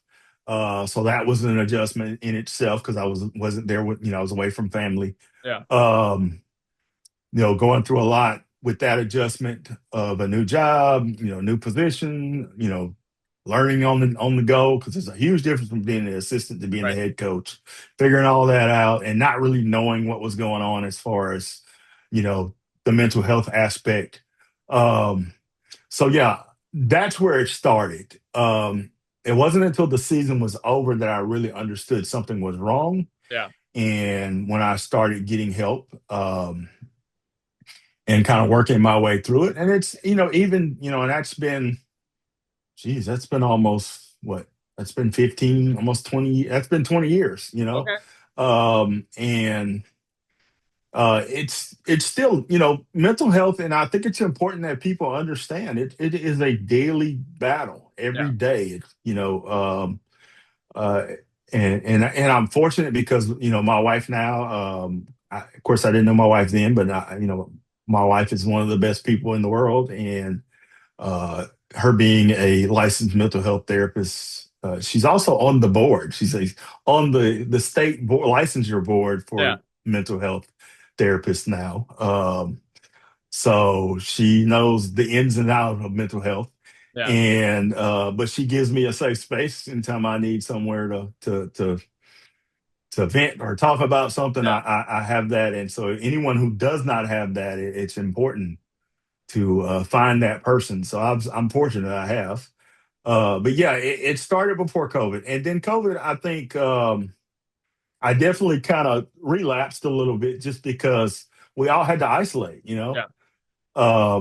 And then again during COVID, I was living away from my family. I was in living in Madison County, which is about was 3 hours away from the Oh Gulf wow. Coast. Yeah. So, but I was the head coach at Germantown High School, and I was living 3 hours away. Now, I was fortunate that one of my assistant coaches at the time lived in the same apartment complex, kind of around the corner from me, and he and I became like family. Yeah. He and I is like he's like a brother to me now, and was then. So he and I made it a point to check in with each other. Yeah. We'd meet up. I mean, we there was a little walking track behind our apartments. We'd walk that thing 3, 4 times a day. Man, we walked a ton, and just to find something to do and just stand around and talk. But you know, COVID definitely opened my eyes more so to the importance of mental health, not so much for myself, but for my students. Yeah. Because, like I said, when my grandmother passed, it opened my eyes for myself personally. But when COVID hit and not seeing my students and my players on a regular basis, and then when we finally went back to school and we were doing things virtually, is when it really kind of hit home the way how much that mental health element to school and education, how important that was. And that's another thing that Yeah. the program that I'm working on now, there's some first aid mental health elements to that program to try and teach educators Yeah. to identify mental health issues within students, Yeah. to be able to kind of point them out so they can help students. They Hmm. can get the help that's needed for students. Yeah. Yeah, if you don't mind, if I got a second for you, if you don't mind, I do have a moment, a story, a personal story Absolutely. that I can share that I'm just because my wife is she's certified. We're both certified to teach um, first mental health first aid, and any parents out there that is interested in that, I think it's important. Any member of community that can learn first health uh, mental health first aid, I think it's important because um, I had a student actually approach me. We This was after COVID. We were back in school, regular school. Everything COVID was over, and I actually had a student come to me. It was the Friday before we got out for Thanksgiving break, and I was sitting in the gym, in class, and he was a senior, so he had early dismissal. And he would come in. He'd never had my class before, but he would always come see me before he left campus for some reason. He just kind of, I think he had a crush on one of the girls in my class, but he didn't want to say that. But he'd always come holler at me, even though I had never been his teacher. But he'd come in there, he'd come hang out, we'd talk a little bit. He'd tell me about his hunting and you know school, whatever. So he came to see me. He said, "Coach," he said, "I was just coming by. I'm getting ready to leave. I just want to come by and say bye. Just tell you goodbye." And I'm thinking he's saying goodbye because, we're getting ready to be out for Thanksgiving break. And I said, "Okay, well, okay, man, enjoy your break. I'll see you when you get back." He said, "No, coach, you won't see me. I'm just saying goodbye." And so he got ready to walk off, and I'm like, "Whoa, what do you mean goodbye?" I was like, "Come back." He's walking out. I said, "What do you mean come back?" He said, "Well, you won't see me after the break." And I said, "Well, are you transferring?" He said, "No, I'm not transferring. You just won't see me." So he was coming to tell me goodbye because he was having some problems at home. His parents were divorced. His dad had remarried, and he didn't have a very good relationship with his stepmother. And he was having some issues at school. And he and dad were really close, but his relationship with his stepmother had created an issue with his stepmother, with his dad. Hmm. And he was contemplating suicide. And he had decided that the Thanksgiving break was when he was going to do it. So he came to me to say goodbye as if, I'm not going to see you because I'm going to take my life during Thanksgiving break. And I thank God, number one, that he and I had a relationship that he felt comfortable enough to come to me and say that. But I also thank God that that I knew him well enough to understand what he was saying, because he didn't just say, "Bye, I'm not coming back." He just said bye, like Right. all other students had done. But something about the way he said it told me to stop him and have a conversation with him. So I stopped him. We had a conversation, and I understood what he was saying to me. So I got another teacher to watch my class, and I took him to the counselor's office, and we were able to get him some help before he left campus. And so I did, in fact, see him after Thanksgiving break. That must have been And a big breath when you saw him walk in. yeah, yeah, and it just it again it hammered home the importance of educators having a relationship with our students, because I've been on those campuses when we had students take their own lives, and the feeling of the campus after losing a student, Yeah. even if they didn't take their lives. Like we've had students whose lives were taken, whether it be an accident or whatever the case may be, and the heavy feeling of losing someone of that age and how it impacts the whole campus. But the fact that he felt comfortable enough with me to say something, and I just thank God that I was able to recognize that there was something wrong in the way he said goodbye, Yeah. and we were able to get him some help.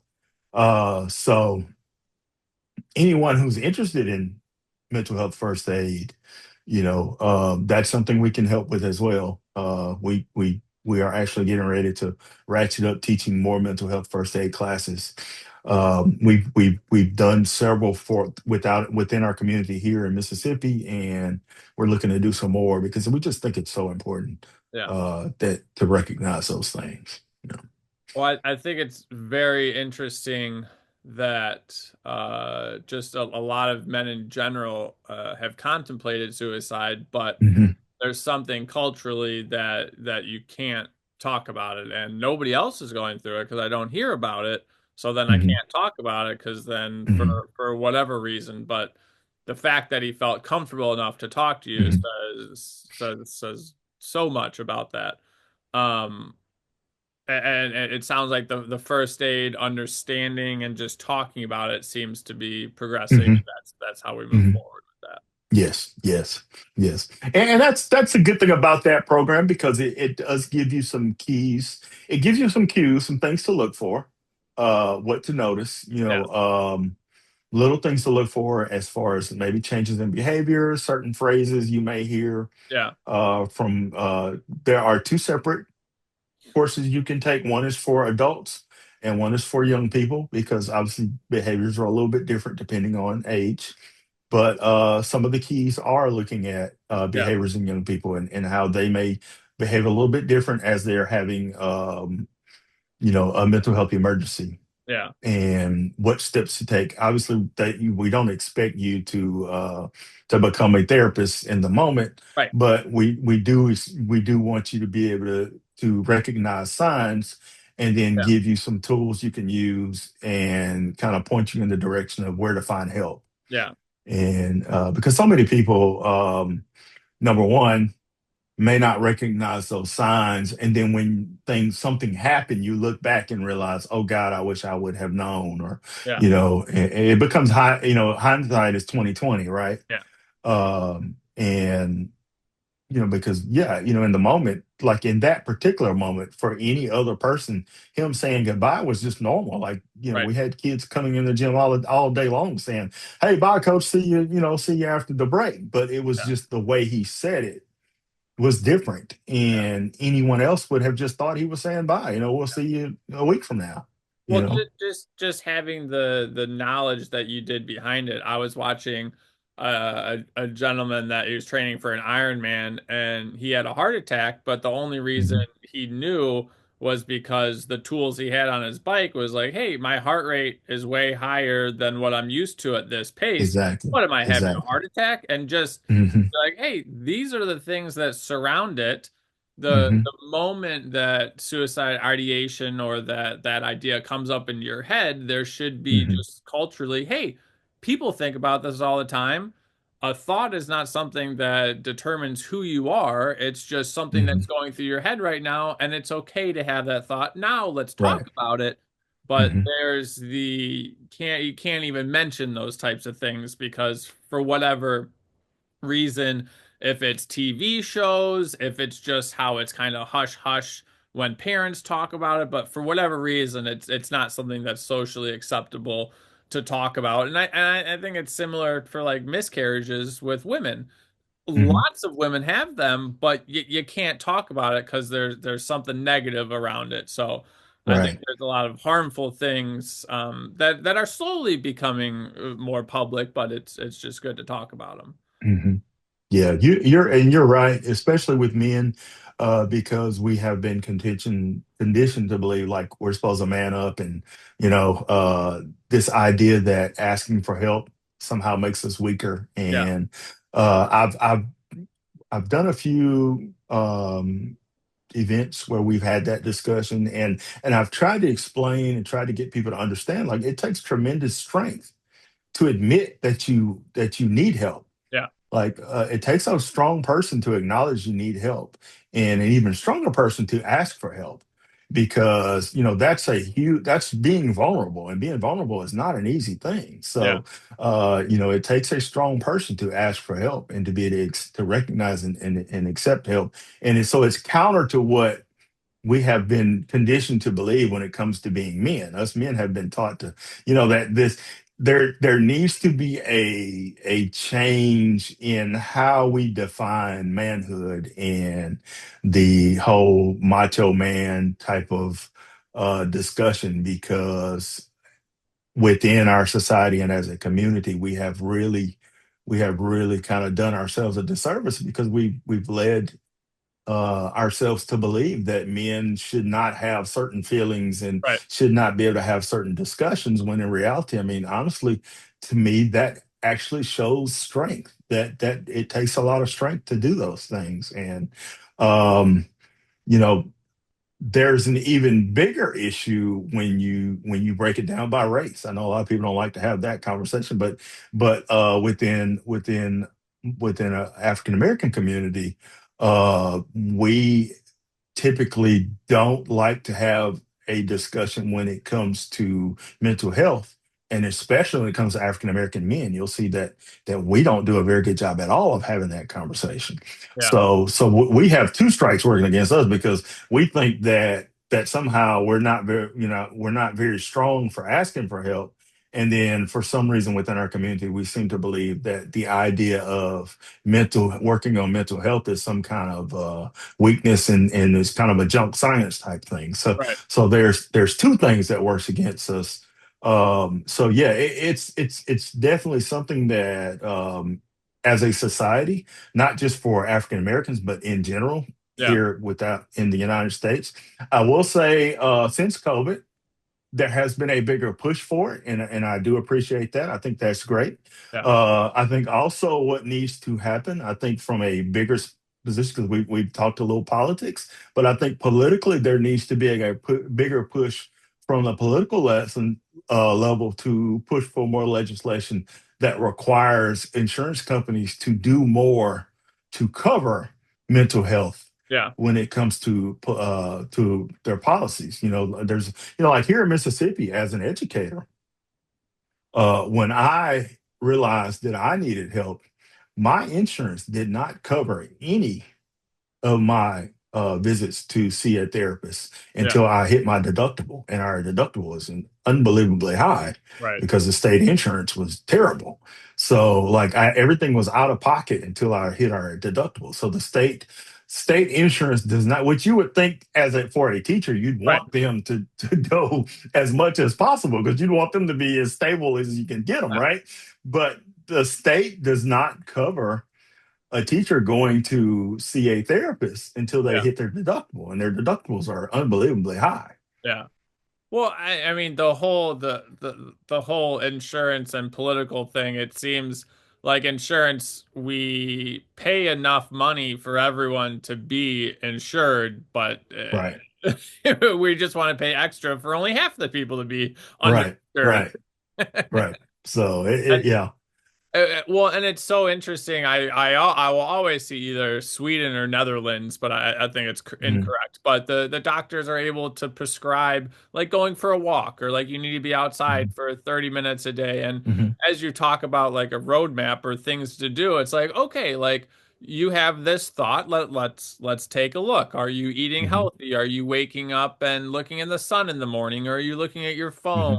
Mm-hmm. Are you happy with life in general? Are you it's just a multitude of things that you can just look at and be like, what is affecting like my Mm-hmm. thoughts or opinion at this point? But just like for myself for a very long time with like ADHD and a doctor would tell me something.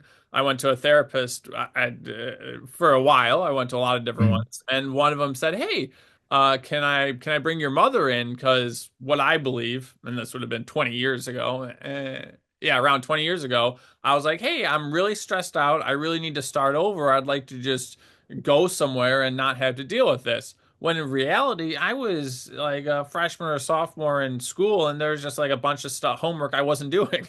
Like, in the grand scheme of things, not a lot going on. But she came in and she's like, "Oh, I believe your son has suicidal ideation," and I'm like, Mm-hmm. "What?" But she was the professional, and I was like, "Oh, okay." Like my ADHD is gonna run with this, and that's just what was in my head for months. And then I was at the gym with my uncle, and I've told this story plenty. But I was just like, that's just something going through my mind. That doesn't mean that I have to act on it. And I feel like that Mm-hmm. is something that a lot of people it took me some rough stuff to go through to understand like that's just a thought. Like we don't have to Mm-hmm. act on that. Thoughts are fine, but like we can move through these things and it doesn't really dictate exactly what we're going to do or how we feel. Like that's just something Mm-hmm. that had happened. And yeah, I like to kind of tell that story just because you think about something doesn't mean that's what you either really want to do or what you really think. Mm-hmm. That's just a thought that had popped up into your head. Right, right. And that's key. Understanding the difference between having that thought and actually making a plan. Well, And, 100%. Like I would be in right, right, the inpatient or it was outpatient. right. I'd be there for like 6 to 8 hours, and they're like, "Oh, like have you thought about like killing yourself today?" And it's like, "Oh yeah, like the railroad tracks, this, that, and another thing." And then they would never ask, "Are you going to do it?" Because I was like, "No." Like that was that like Right, right, yeah, right. we could think Yeah, about it, but doing it, no chance. Like that was yeah, never. Yeah, yeah. that was It's never a kind of thought like that was the old Final Destination movies type right. thing, right? You know, Creative like license. yeah, exactly. So Uh, yeah, absolutely. Understanding those differences and you know, I think those are great examples, like what you dealt with, and yeah, sometimes as mental health therapists having to be careful not to use a catch-all for everything, and right. and kind of digging a little deeper, and maybe like you said, bring your mom in, having deeper conversations, and getting kind of checking every little nook and cranny to get a better understanding of what's going on. I think it's really important. Mhm. So yeah, I think that's a great story. It does highlight some things that maybe some kids don't get, Oh, and absolutely. Yeah. because again, I think there are times where like ADHD becomes the catch-all, Yeah. because there are some deeper issues that need to be looked into, and unfortunately, um I think, and this happens a lot, definitely in education, and even in the medical world, and when you don't have enough people advocating who are in the know, um, ADHD and some of these other things become the catch-all. So Mhm. then people aren't invested enough to really dig a little bit deeper to see, okay, what else can be going on here, Right. to have a better understanding of how we can help this particular individual. Because just saying ADHD, it doesn't necessarily is not necessarily all the issues. Like there could be other things that Yeah. could be triggering, you know, uh, and this could just be the symptom of Mhm. a bigger issue, Right. because so like, and this is not necessarily the same thing, but I think it kind of illustrates what you're talking about. I had a young man in one of my classes. He was in my world history class, and he was having to retake the world history class because he had failed it, He was a senior. He needed the credit hours in order to graduate. And no, I'm sorry, it wasn't worth it. It was a psychology class. He needed the credit hours to graduate. He was struggling in his other classes. Um, he wouldn't turn in any work, right? But when we had class discussions, you could tell he was paying attention Hmm. because he would contribute to the discussion, Yeah. but he was failing the class because he wasn't turning the work in. So I'm walking around as they're doing independent work one day, and I'm noticing he's drawing. Like he's got like a book full of drawings, a ton of drawings, right? And so I'm realizing um, like he loves to draw. Like he's an artist. He loves to like he's got amazing drawings. He's great. He's a great artist. So I said, I tell you what I want you to do. I said, you need this class. You need to graduate. Um, so far we've covered 7 chapters. Um, like you've done very little work, and but I don't want to fail you. Hmm. You need to graduate. So what I need you to do, I need you to go back those 7 chapters that we've covered. I need you to draw me a picture for each chapter. Yeah. In that picture, I needed an element that covers that shows me you understand the concepts for each chapter, right? Draw me a picture that shows me you understand what those chapters were about. Yeah. So I need 7 different pictures that illustrates the 7 chapters that we covered. He said, okay, coach. I said, so I'm gonna give you to the end of the week. All right. When you come back, bring me a folder with all the 7 pictures. So a week goes by, he comes back and he brought me the pictures. And when I go through these are amazing. Like Yeah. I mean, you could tell he had spent the whole week drawing pictures, and I mean, he had pictures of the different philosophers that we had discussed. He had pictures of the different concepts that had been going on. Like each one, when I looked at the pictures, I could tell that they had covered exactly what we had discussed. I mean, Yeah. it was unbelievable. And I was just amazed. I'm like, wow, he really was paying attention. He got it. Yeah. He didn't do the work, but he got it. So I went back and I had to take off because I couldn't give him 100, but I gave Yeah. him, I mean, he went from having an F to having a B in the class. Yeah. Like, this is it. So I took those pictures and I took them to his counselor and said, look, like, I know he's failing and I know he's probably failing other classes. So you show these to his other teachers. Yeah. This is what I had him do to show me he's mastering the material. Yeah. Show him to the other teachers and see if they will let him do something similar because he's getting the material. He just doesn't like the way we're doing it. Right. Like let him do it in his own way and Yeah. and see how he handles it. And so she asked the other teacher, like, would you allow him to do it in his way? And I mean, he graduated, but Yeah. before that, he wasn't gonna graduate, Yeah. No. but the kid was smart. He Yeah. just, the way we wanted him to do it wasn't working, Yeah. you No, know. absolutely. Before we do wrap up with the last two questions, if anybody's interested in working with you, who would be your ideal client, and then how would they find you? You can say Oh, hello. There's my ideal client right hi. there. There you go. So my ideal client is anyone who's looking for help. Honestly, Okay. I don't have an ideal client. I want to work with anyone who is open to help. That honestly is what it's about. Now, I have mentioned a lot of what I have mentioned has been about high school age kids who are not sure of their next step. So obviously, yes, that's kind of an area of expertise. But I want to work with those who are open to getting help. My ideal client is someone that don't mind opening up and having a true conversation about who they are Yeah. and where they want to go. That don't mind having a frank, honest conversation about missteps and mistakes. Yep. One thing about mistakes, I think number one, let's change the narrative. A mistake is not a mistake; it's experience. Hmm. Let's start there. You didn't make a mistake, you just had an experience. Yep. Let's find a way to take that experience. Let's find a way to take that mistake and turn it into an experience that's going to lead you to your next step. Yeah. Right. So if you want to reach me, you can go to coachedbradley.com.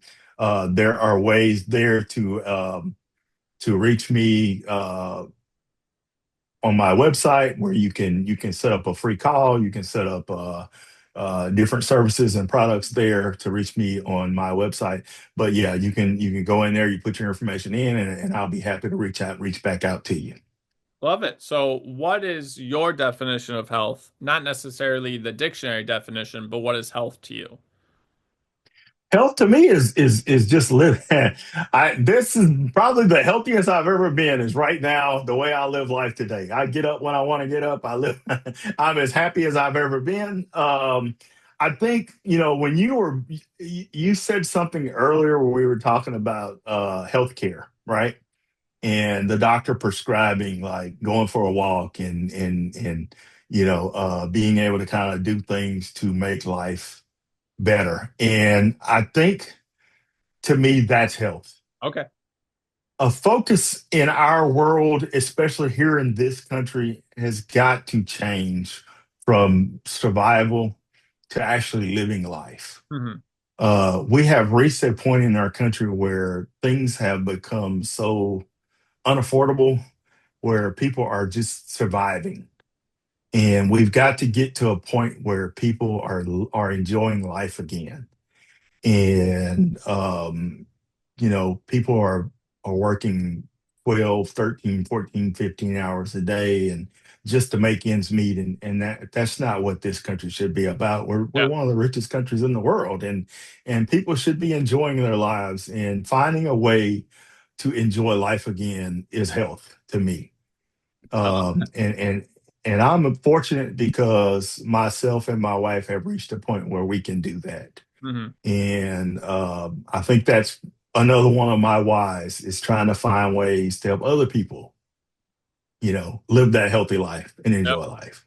You know, Absolutely. And then what's something from your life that the people listening to the podcast would be able to take away as a benefit? um, I think basically what I just said. I think it's just every day is an opportunity to live a better life. To get better. Every misstep is a chance to get better. Every mistake is an experience, and don't take a mistake as a negative. It's a positive, because anytime you take a step, whether it's in the wrong direction or not, it's a step forward. Every Hmm. time you don't move, you're moving backwards. So, it's okay to make a mistake. Yeah. What's not okay is to stand still. Hmm. And, if it's not me, it's somebody out there that can help you to be successful. Yeah. And, it's okay to go ask and go find that person. Love it. Thanks so much for coming on the podcast. So I appreciate you having me.